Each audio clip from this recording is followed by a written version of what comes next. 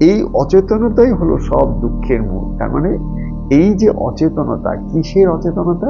তার শরীর, তার মন, তার শ্বাসে কি ক্রিয়া চলছে, এই শরীরের মধ্যে তার কি ফাংশনস গুলো চলছে, এই মনের মধ্যে তার কি কি থট কন্টেন্টস চলছে, এই শ্বাসের মধ্যে তার প্রবাহটা কেমন চলছে, এই নিয়ে যদি সে সম্পূর্ণ অজ্ঞভাবে কেবল বহির্মুখী বৃত্তি নিয়ে জগৎ সংসারের মধ্যে ঝাঁপিয়ে পড়ে সে তার কর্তব্যগুলোকে নিয়ে যদি ব্যস্ত থাকে, তাহলে এই কর্তব্যই তাকে আবার আস্তে আস্তে করে, এই কর্তব্যটা ওষুধের কাজ করবে, সে তখন শান্তির রাজ্যে যেতে পারবে না।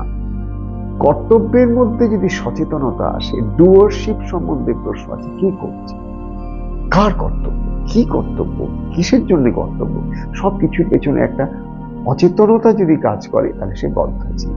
সবকিছুর পেছনে যদি একটু একটু করে সচেতনতা আসতে থাকে, তাহলে কিন্তু সে কিন্তু বদ্ধজীবের অবস্থা কাটিয়ে গেছে, সে কিন্তু সংসারেই আছে।